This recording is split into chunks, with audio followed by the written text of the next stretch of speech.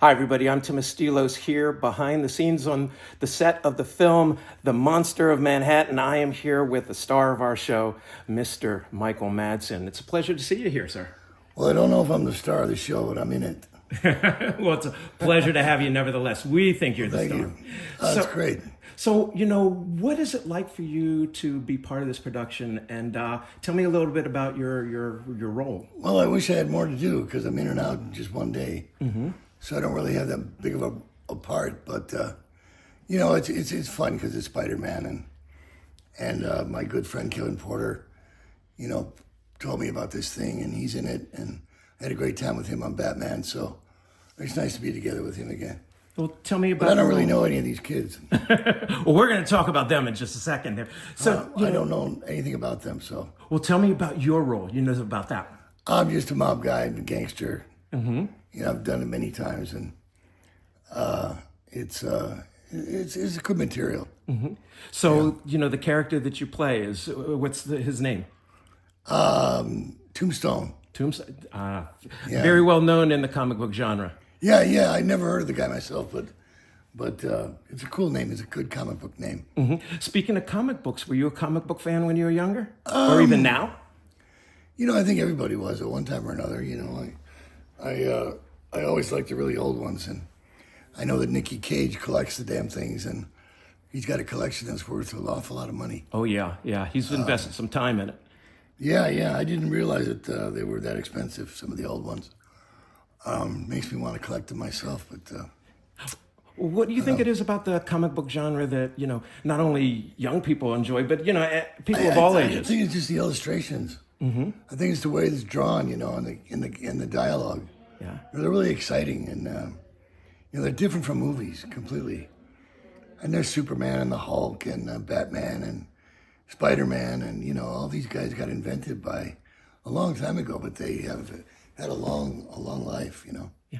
Well, it's the dream of a lot of people who love comic books to be part of a superhero film. How do you feel about that for yourself? I mean, like I said before, I wish I had more to do because mm-hmm. I'm in and out, pretty quick. But I think I would have made a good Batman. Why so? Tell me. What do you like about that dude? I just think I could have done a good job with it. Uh-huh. But Kevin did a Batman. I did it with him, and he was pretty good. He was next to Michael Keaton. He was the best there was. Now you're working with a lot of young filmmakers on this project, an independent film. Have you worked with young filmmakers before, and what do you think of the new crop coming in? Well, movies aren't what they used to be, and the business is not what it used to be. It's a lot different now. It's a whole different thing. Everything's streaming now, and everything's cable, and there's no movie theater movies anymore, and it's changed a lot, And but I've had a good run. Mm-hmm. I've made some good pictures, and I've been very lucky and blessed. When you talk about the business changing and working with these young filmmakers, what is it about the business now and working on a production like this as opposed to in the past? I think it's just a change of time and a change of energy and a change of experience, Mm-hmm. It's just a different genre. It's just a different way of looking at things. The whole world has changed. It's changed the way movies are made. Different isn't always good. Is it changed for the better then in some ways? Or I don't know. Sometimes yeah, sometimes no. I mean, I'm the last person to ask about that. So, when you're working on a project like this that's independent, tell me about the kind of energy that either on a film like this or even in general, the ones that you've worked on before. I can't compare one thing to another. I mean, I've made some great films and I've had some good experiences, and I've made a lot that I wish I had never done. But that's life. I mean, that's the way any job kind of is. I just look at it as a job, What kind of advice would you give to some of these young filmmakers? Because there's a lot of people on the set here behind the scenes in terms of, you're talking about how the business has changed and maybe not for the better. So what would you like to see, projects like this be? Oh, I don't know. I'm the last person to ask about that. No, give me your thoughts. I think there's a lack of material. There's a real lack of material nowadays. And, there's a lot of inexperience. Mm-hmm. And it's a different world that we live in now. And there's not the same kind of stories being told or the same kind of writers or directors or actors around anymore.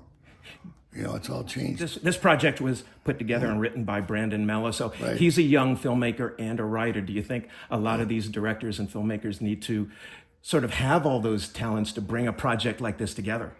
I don't know. I'm the last person to ask about that. I'm just here to do my job. That's it. Would you feel good about doing, something in the superhero genre in the future? What would you like to be in terms of I the don't hero know, or whatnot? I'd like to see. Oh, sure. I'd always like to be the hero. I haven't got a chance to do that too many times. I'm usually the villain, but I'd like to be able to. I'd like to be able to play the heroic roles for sure. Yeah. Yeah, but some actors say playing the bad guy is a lot more fun to sink your teeth into. I've had a lot of fun with it. My pictures will show that. But it gets boring after a while. What's the best part about doing that? Just as a final question to you. Just the freedom, Just it depends on what mood you're in or where your life is at the time you're doing it. Well, I got to tell you, it is a pleasure to chat with you. Thank you so much, my friend. Thank you. You're welcome.